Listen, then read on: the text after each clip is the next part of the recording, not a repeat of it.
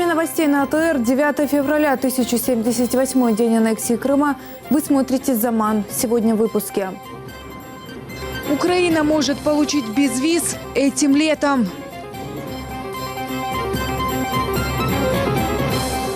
Нардепы снова дерутся. В Верховной Раде опять потасовка.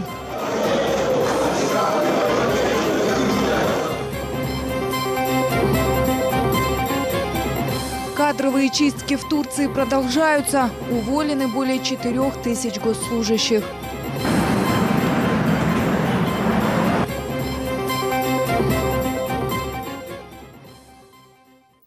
В деле Ахтема Чайгоза допросили тайного свидетеля. Ему придумали имя – Аблаев Мемет Юсуфович. Он рассказал, что был знаком с членами Меджлиса и видел, как глава Меджлиса Рифат Чубаров руководил прорывом в Верховную Раду Крыма. Об этом рассказал адвокат защиты Николай Полозов после очередного заседания суда. Ахтема Чайгоза обвиняют в организации массовых беспорядков на митинге 26 февраля 2014 года.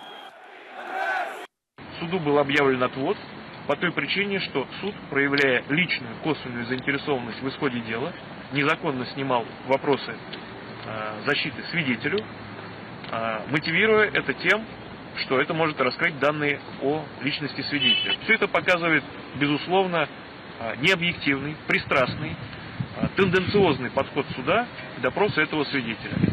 После обеда допрос будет продолжен. Крымско-татарские коллаборанты просят ООН признать Крым российской территорией. Общественная организация «Храм-Барлига» направила в Генеральную ассамблею ООН и Европейский парламент обращение с просьбой признать украинский полуостров частью Российской Федерации. Это обращение председателю 71-й сессии Генассамблеи Томпсону передал постоянный представитель России при ООН Виталий Чуркин, сообщает ТАСС.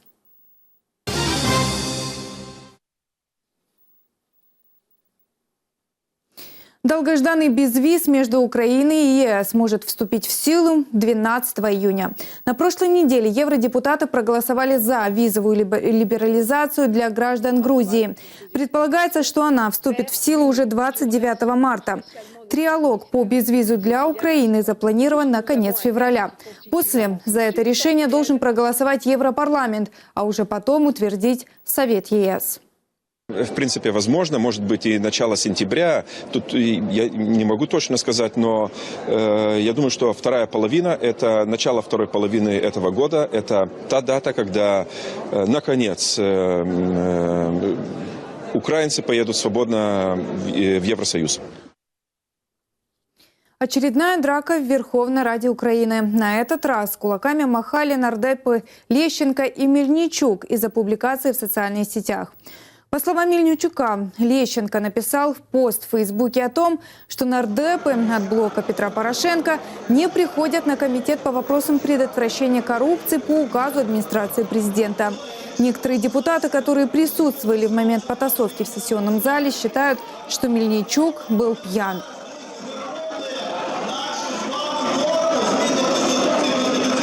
До мене підійшов депутат від блоку Порошенка на прізвище Мельничук. Це наближена особа до Порошенка. Він мажоритарник Вінницької області, який обирався за допомогою президента на цю посаду депутата. І почав з'ясовувати стосунки. Коли в нього закінчились аргументи, він почав намагатися проявити якусь фізичну силу, але йому це не вдалося, постраждав піджак. Гибель журналиста Павла Шеремета может быть заказным политическим убийством. Об этом заявил глава МВД Украины Арсен Аваков. В нацполиции сообщили, что у следствия до сих пор нет официального подозреваемого в убийстве журналиста. Павло Шеремет был подорван в автомобиле 20 июля прошлого года в центре Киева. В результате мониторинга телефонных соединений в районе места преступления в промежутке близком ко времени его совершения зафиксировано 1193 соединения с российскими абонентами. Журналист Павел Шеремет в своих публикациях поднимал тему вербовки российской ФСБ украинских граждан для ведения диверсионно-дестабилизационной работы на территории Украины. Германия осудила действия депутата Алексея Гончаренко, который накануне краской испортил Берлинскую стену.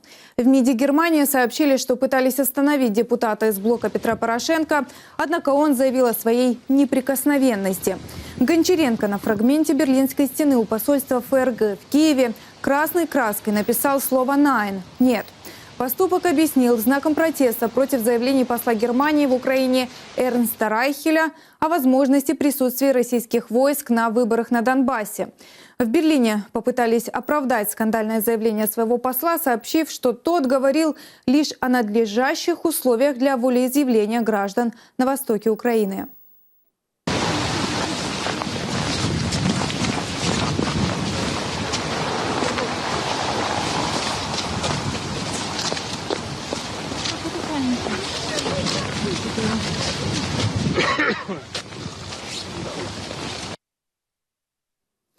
Президент Петро Порошенко осудил такое творчество нардепа. Коллеги Гончаренко предложили отозвать его из делегации в парламентской ассамблее Совета Европы. А глава МИД Украины сообщил, что действия депутата из блока Порошенко можно понять. І цей вчинок можна пояснити емоційно. Але в політичному контексті я вважаю, що це було зайвим. Це є обличчя, в тому числі президента. І в даному випадку має бути засудження і з його боку, і з боку фракції.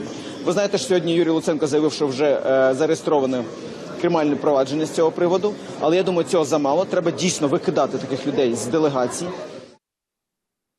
Петро Порошенко также отреагировал на дипломатический скандал вокруг заявления немецкого посла в Украине.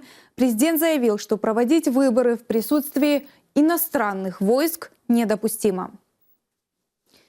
Кандидаты на пост директора госпредприятия «Крымский дом» не смогли представить свои программы.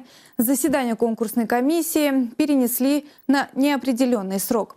Ранее желание возглавить Крымский дом в Киеве изъявили заместитель нынешнего директора дома «Музыкант» Джемиль Кариков, эксперт по правам коренных народов Юлия Зайцева и кинорежиссер Ахтем Ситаблаев.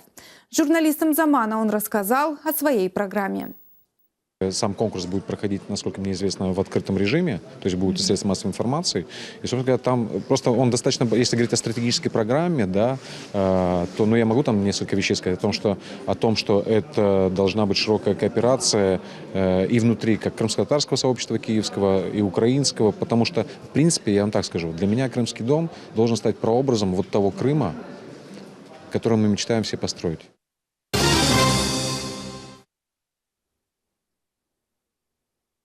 В Турции продолжаются кадровые чистки. Уволены более 4500 госслужащих. Большинство из них – сотрудники системы образования.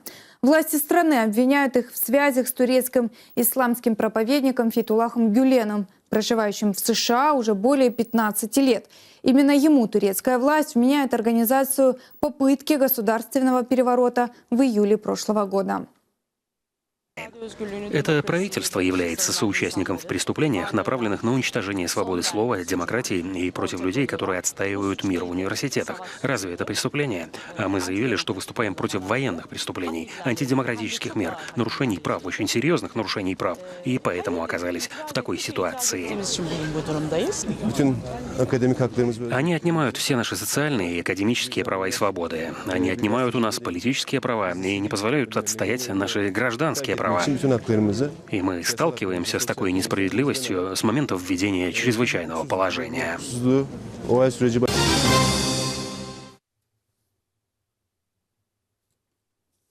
В Украине стартовали съемки фильма «Киборги». Это история о легендарных защитниках Донецкого аэропорта. Картина расскажет историю одного боевого дежурства. Режиссер фильма Ахтем Ситаблаев. На первый день съемок «Киборгов» попала и наша съемочная группа. 242 дня украинская армия удерживала Донецкий аэропорт. За него сражались настоящие герои, которых назвали «Киборги». Именно так будет называться художественный фильм, основанный на реальных событиях. Фильм «История зимних боев» 2014 года. Один из главных героев – доброволец с позывным «Мажор». Его играет 20-летний актер Макар Тихомиров.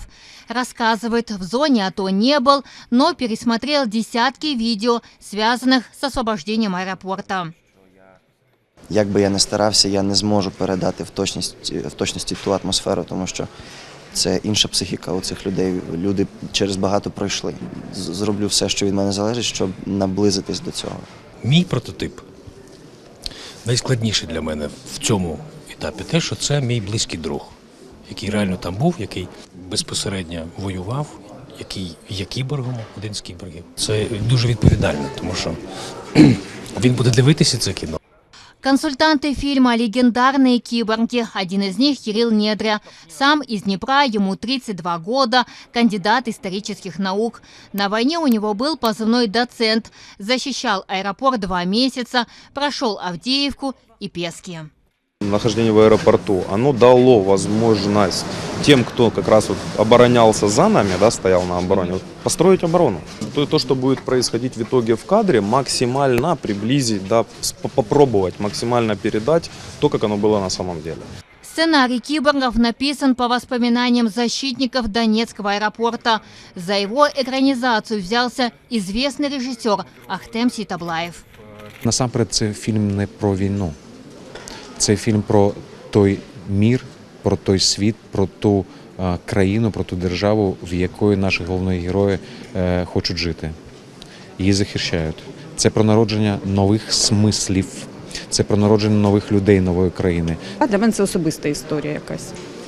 Тобто це неможливо з цього робити якийсь голлівудський блокбастер особисто для мене, тому що ці люди живі, я їх знаю і хотілося бути максимально такою, чесною. Фільм зніметься, його будуть дивитися кіборги, да? Будуть дивитися військові. І вони скажуть, оце брехня, такого не могло може бути, я цього боюся, це мої страхи. Для реализации замысла на территории съемочного павильона построена двухэтажная декорация. Реалистично воспроизводит здание аэропорта во время боевых действий. Съемки будут длиться 2 месяца. Це дуже актуально, тому що це фільм про події, які відбувалися вчора і відбуваються сьогодні. Вчора була героїчна оборона Донецького аеропорту, а сьогодні продовжується війна на сході і на півдні. Окупований Крим, окупована частина Донбасу. І наші люди, і весь світ повинні знати правду про ті події. Впевнений, що це буде фільм важливий ще й тому, що він продемонструє нового українського кіногероя. Загальний бюджет становить трошки менше 48 мільйонів гривень. Держкіно дає 50%, це трошки менше 24%. Съемки пройдут в разных локациях в Киеве и Чернигове. Презентация картины запланирована на конец года. Эльвина Сидбулаева, Эльдар Исматов, Заман, АТР. Пока это все. Смотрите следующий выпуск «Заман» уже через 2 часа. Оставайтесь с АТР. До свидания.